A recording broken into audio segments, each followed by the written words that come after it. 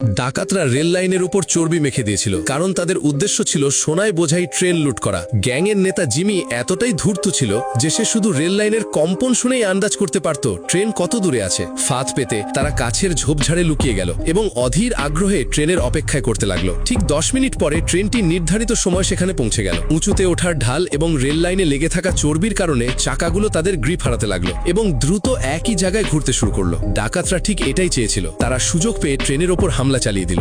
বগির ভেতরে বসে থাকা সৈনিকরা ততক্ষণে কিছুই বুঝতে পারেনি। যতক্ষণ না ডাকাতেরা জানালা দিয়ে একটি মৌচাক ভেতরে ছুড়ে দেয়, ততক্ষণে অনেক দেরি হয়ে গিয়েছিল। যে সৈন্যরাই পাল্টা আক্রমণ করার চেষ্টা করেছিল, কিন্তু তারা ডাকাতের সাথে পেরে ওঠে না। এরপর ডাকাতেরা বগিগুলোকে ইঞ্জিন থেকে আলাদা করে দেয়, যাতে ঢালের সাহায্যে তারা সোনাগুলো নিজেদের গন্তব্যে নিয়ে যেতে পারে। মৌমাছির হুলের যন্ত্রণায় অতিষ্ঠ হয়ে সৈন্যরা এক এক করে বগি থেকে লাফ দিতে শুরু করলো। কিন্তু ডাকাতদের এই আনন্দ বেশিক্ষণ টিকল না, কারণ ট্রেন পৌঁছাতে দেরি হচ্ছে দেখে পুলিশের একটি বড় দল তদন্তের জন্য রওনা হয়ে গিয়েছিল।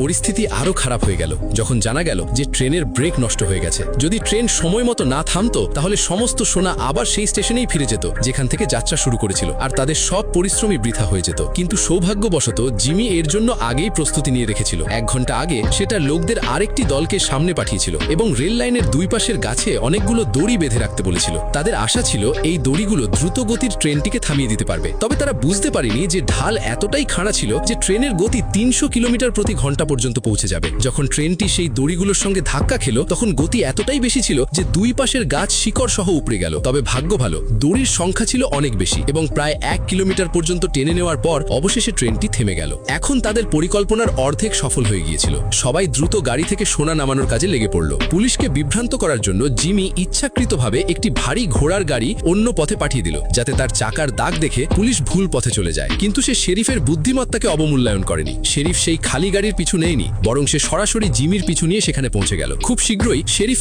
একাই জিমিকে ঘিরে ফেলল। এখন জিমির কাছে হাত তুলে আত্মসমর্পণ করা ছাড়া আর কোনো উপায় ছিল না। কিন্তু শেরিফ বুঝতে পারেনি যে এটাও ছিল এই ধূর্ত ডাকাতের শেষ চাল।